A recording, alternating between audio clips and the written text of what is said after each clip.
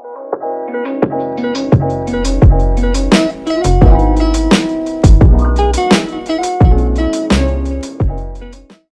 everyone, I'm Erica. I'm Lexy. And we just want to welcome you to The Purpose Cooker.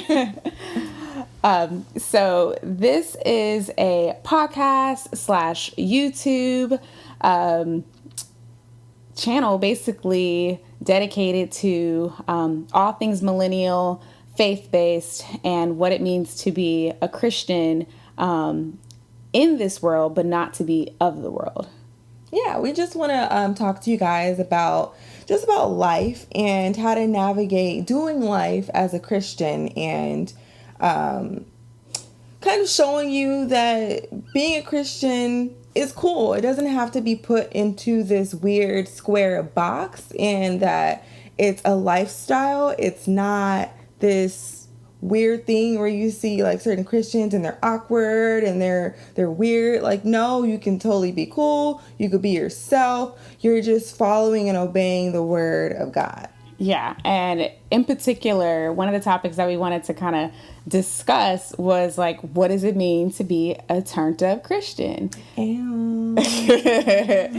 So, I mean, I don't know what definition that might look like for you. Lexi, what do you think? What would you consider a turned up Christian? Well, when I think about a turned up Christian, I think about our generation. We love brunching. We love bottomless mimosas. We love day parties, all of that. And you know, right now we're in this whole phase or this term of a hot girl summer. So I had to throw that in there too.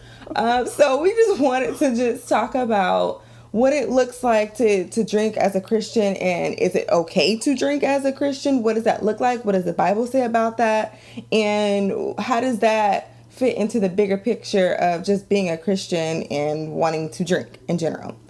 Yeah. So, yeah. And I think, you know, we are definitely a generation that loves brunching. So, you know, my thing when it comes to drinking and being a Christian is really, it's about personal conviction and, you know, what is the Lord telling you? And ultimately, does that drinking lead to sinning?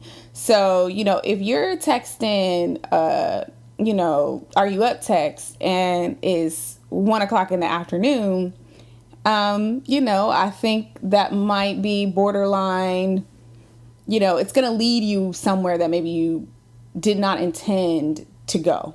So yeah. Yeah, and kind of piggybacking off of what you said, like not just sending those texts, but it's because you've had so many bottomless mimosas that it leads you to sending those texts. Like that's where the problem may lie. Like not the fact that you may be having some mimosas, like that's not the issue. The issue is you're drinking bottomless mimosas to the point where you're losing yourself, you're losing your conscience, your right mind to know, okay, this is too far, this is going to lead me to sinning.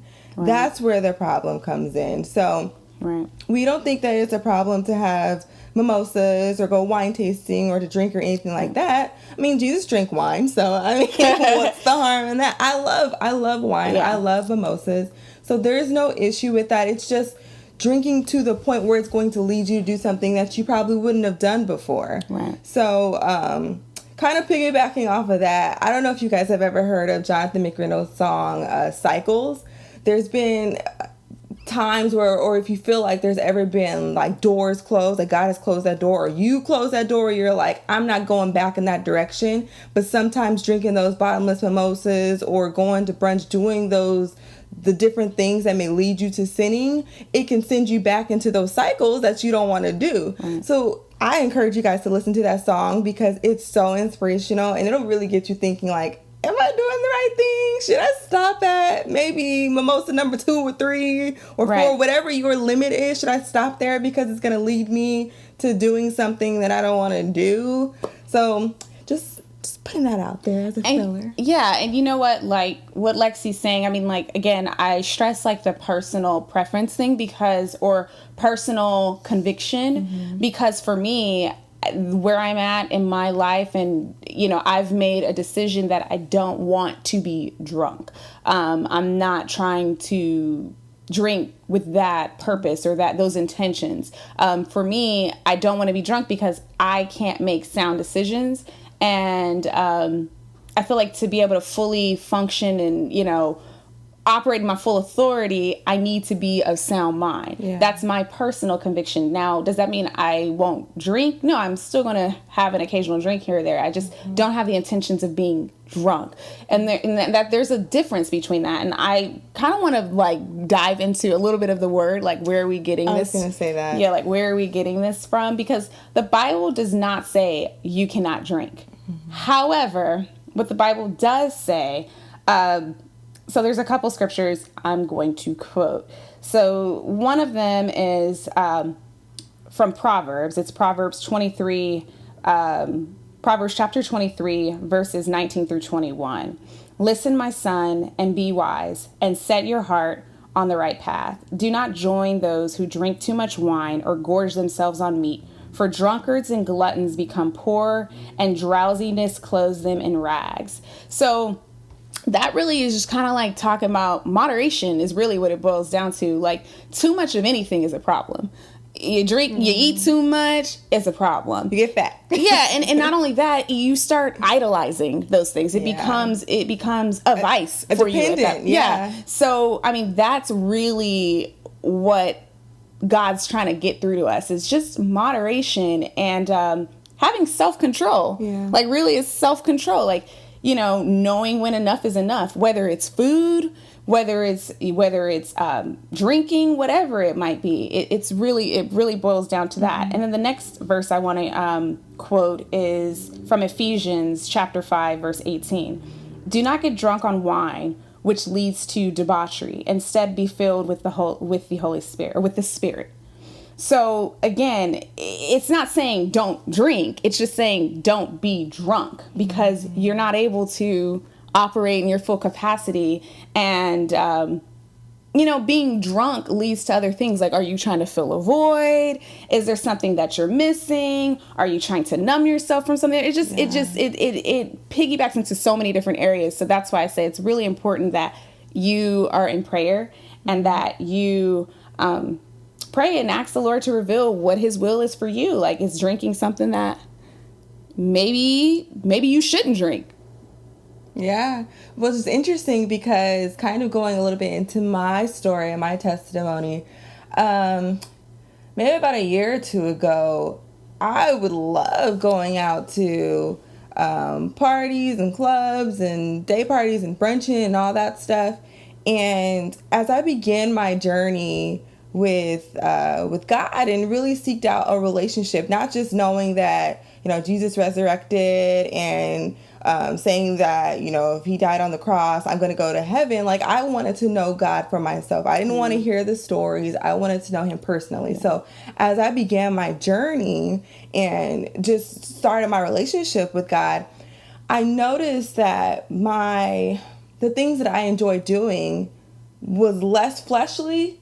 What I mean by that was less going to clubs, less going out to parties and all of that, and more of just seeking out God's glory and beauty and what he's placed here on earth.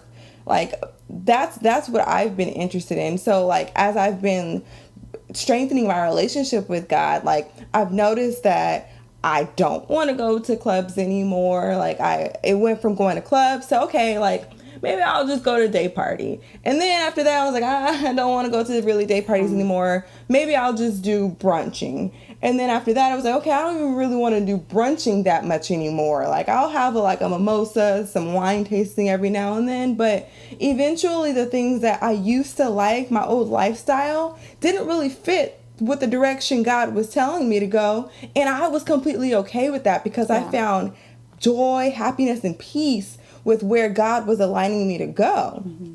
And I'm not saying that that's your story, but I'm saying as I began my journey walking closer with God, I realized that those things that I used to really enjoy and look forward to on the weekends are really not the things that, as I'm walking closer to God, the things that I enjoy today. We have been really enjoying going hiking and looking at national parks and just there's so much that God has created in this heavenly world. Well, I do pray for heaven on earth. Yeah, so you can't say that. That's where that's coming from. I pray that every day. So there's so much that God has placed here on earth for us to just explore and to discover. And I don't want to just be stuck on the weekends doing the same routine of going to the same brunches, the same day parties. I want to explore what he has here. So to bring it back around to drinking and bottomless mimosas and all that stuff, like as I walk closer with God, I realized drinking all the time was not a priority anymore for me, and my flesh did not crave that. My flesh actually craved getting to know God more, being around people that seeked him more, going to different Bible studies, going to different small groups, going to different Christian concerts. And okay, so if the lighting or positioning changed, it's because the camera died on us. So we had like an extra like 10 minutes, 8 minutes of her like really going in. So you guys are I was on the pulpit. I was really just wrapping up that sermon. No, but really, like, if you guys are like want to know how we wrapped that up, that's like a bonus section, head on over to the podcast and you can hear some last some final points. Yeah. And we'll link that in the description box so you guys have access to that. Yeah. We'll give you all the information in the description of all that. Mm-hmm. But we just wanted to close out the video. Sorry it got cut off where it was, but you guys can catch up, like Erica said, on the podcast. We're just, really excited for all the things to come, and really can't wait to just see all the different topics that you guys are interested in. Yeah. And so we are new to this YouTube podcasting thing. And I think, what do the YouTubers say? Like, comment, and subscribe. The little bell for notifications. Yes. Set up the notification. Thumbs up, please. That's what we want. And so I will put a little button in this video if I can figure it out, and so you can click right there.